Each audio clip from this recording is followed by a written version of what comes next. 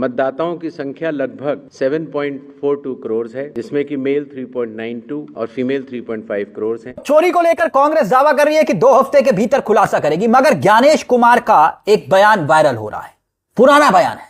कांग्रेस सवाल उठा रही है, चुनाव आयोग ने बिहार चुनाव में बीजेपी की मदद की, इस तरह का आरोप लगा रही है कि भारतीय जनता पार्टी 100 सीटें चुनाव लड़ती है, 90 सीटें जीत जाती है।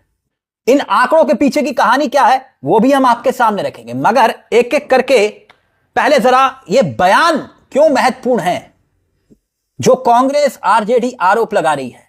ज्ञानेश कुमार ने अपनी प्रेस कॉन्फ्रेंस में ऐसा क्या कहा था, कुछ आंकड़ों का खेल क्या वाकई में हुआ, कुछ आंकड़े भी हैं जिनका हम जिक्र करेंगे, लेकिन सबसे पहले जरा ज्ञानेश कुमार का यह बयान सुनिए जरा।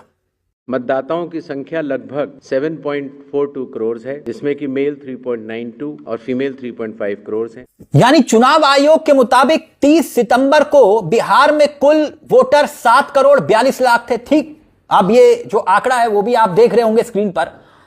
प्रेस रिलीज बकायदा ये सामने आई और कांग्रेस ने यह दावा किया इसी प्रेस रिलीज के आधार पर, आप देखिए कि मतदान के दिन बढ़कर वोटों की संख्या हो गई, वोटर्स की संख्या हो गई 7 करोड़ 45 लाख।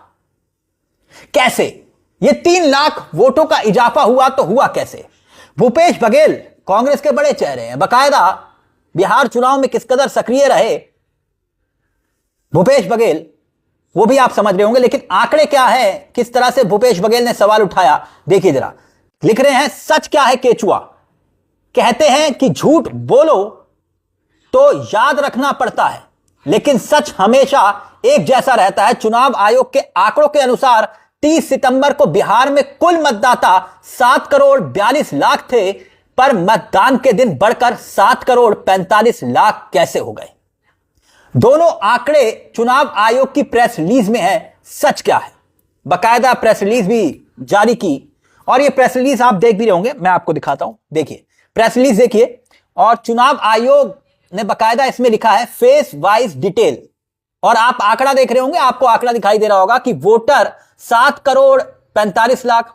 ऐसे में भूपेश बघेल यही सवाल कर रहे हैं, कांग्रेस अब यह दावा कर रही है, और इस दावे के बाद एक नई बहस छिड़ गई। कांग्रेस यहां एक तरफ कह रही है कि 2 हफ्ते में हम खुलासा करेंगे, 2 हफ्ते में हम सारे तथ्य इकट्ठे करेंगे, मगर कुछ आंकड़े सोशल मीडिया पर वायरल हो रहे हैं। देखिए, जैसे एक चिराग पासवान का यह आंकड़ा देखिए, बहुत दिलचस्प किस्सा यहां पर आंकड़ों के जरिए समझने की कोशिश करिए क्यों यह सवाल खड़े हो रहे हैं। चिराग पासवान को लेकर यह ट्वीट किया गया है, और यह ट्वीट आपकी स्क्रीन पर है। यहां पर लिखा हुआ है कि वोट बढ़े नहीं लेकिन सीटें आसमान छू गई, आखिर खेल क्या है? जनता का समर्थन